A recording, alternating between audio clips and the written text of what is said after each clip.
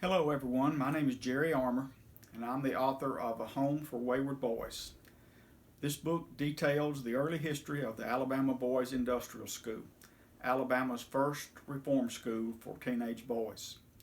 The school was founded in 1898 and opened its doors in June of 1900.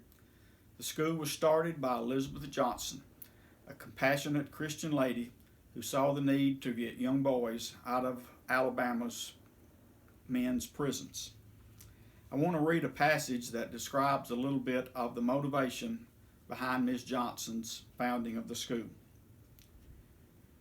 Years later, Johnsy recalled the feeling that came upon her upon entering the prison camp and seeing the boys and men enduring the oppressive conditions.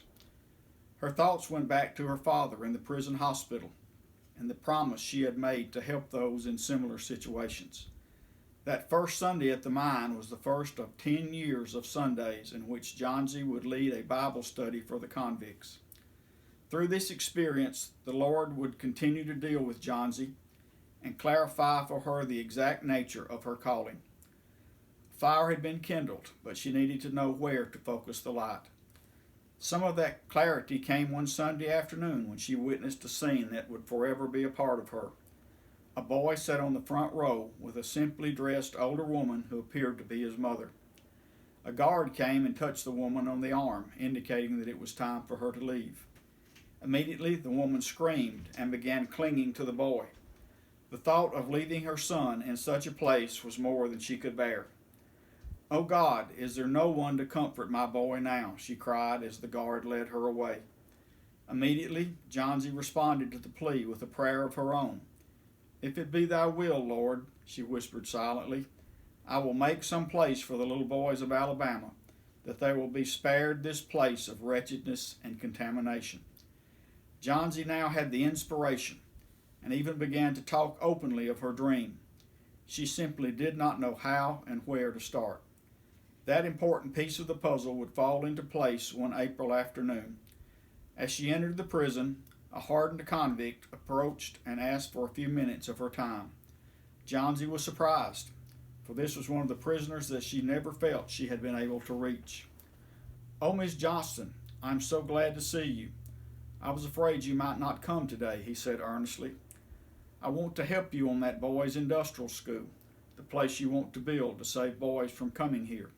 I don't want you to forget them." As he turned to walk away, he pressed an envelope into her hand. Busy with her duties that day at the mine, she put the envelope away and thought no more about it until she returned home that evening. Opening it, she found $100, an amazing sum for most anyone in that day, but especially for an inmate serving a life term. Johnsy was touched by the man's sacrifice, but also by the Lord's blessing upon her task. That same prisoner would later add $50 more to his donation. As promised, Johnsy saved the man's contribution for its intended purpose. She would always say that it was the most significant gift ever made to the Alabama Boys Industrial School. Just a few short years after this occasion, Ms. Johnston and the board of the school hired David and Catherine Weekly to be the superintendent and matron for the school.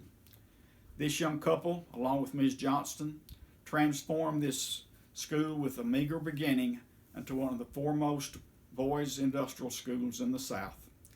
I hope you will enjoy reading this book and look forward to any feedback you might want to give. Thank you.